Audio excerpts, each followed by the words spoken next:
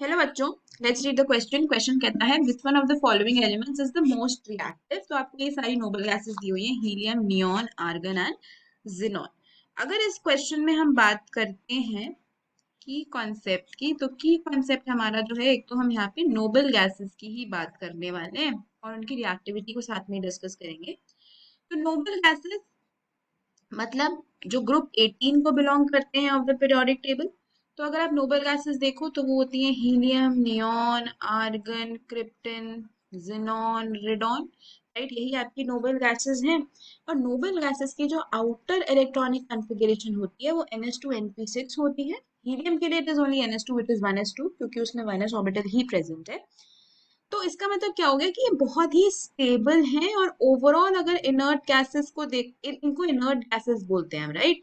Inert gases मतलब they are very less reactive in comparison to all the other elements like metals and non metals, right. तो ये least reactive होते हैं क्योंकि stable हैं, already stable configuration है, तो इलेक्ट्रॉन लूज या गेन नहीं करना चाहते हैं अपनी स्टेबिलिटी को डिस्टर्ब करने के लिए, इसलिए कम रिएक्टिव है, राइट। लेकिन जैसे जैसे हम नीचे जाते हैं तो as we go down the group, तो आपको पता है कि जो एटॉमिक साइज है that is going to increase. Atomic size increase होता है, इसका मतलब क्या हो गया कि जो आयनाइजेशन एनर्जी है वो क्या करने लगेगी, डिक्रीज करने लगेगी।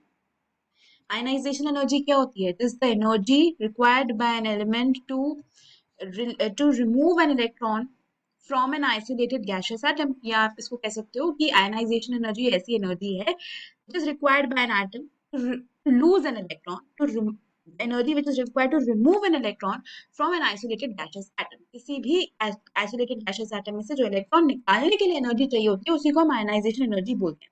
तो क्योंकि हम नीचे जाते हैं तो साइज बढ़ता है, तो न्यूक्लियस और इलेक्ट्रॉन के बीच में डिस्टेंस बढ़ता जाता है, इंटरेक्शन कम हो जाती है, तो आसानी से इलेक्ट्रॉन निकल सकता है। तो क्योंकि जिनॉन का साइज जो है वो सबसे बड़ा है इनमें से, रेडॉन तो रेडियो एक्टिव है तो इसको हम कंसिडर नहीं करेंगे। जिनॉन की बात करते हैं तो जिनॉन का साइज बहुत ज्यादा है, और साइज ज्यादा होने की वजह से इसमें से इलेक्ट्रॉन फिर भी आसानी से निकल सकता है। तो अगर नोबल गैसेस में से देखा जाए तो जिनॉन जो होगा that is going to be most reactive. And xenon के बहुत से कंपाउंड्स बनते हुए भी आपने देखे होंगे, जैसे XzF6 बनता है, XzF4 बनता है, XzOF4 बनता है, राइट। ऐसे ही XzO3 है। जिनॉन के बहुत से कंपाउंड्स फिर भी पॉसिबल हैं क्योंकि ये रिएक्टिव हो जाता है because of the less ionisation energy. तो इसका जो करेक्ट आंसर है दैट इज ऑप्शन डी। तो final answer for this question is xenon, which is given in option D. Hope you understood it well. Thank you so much.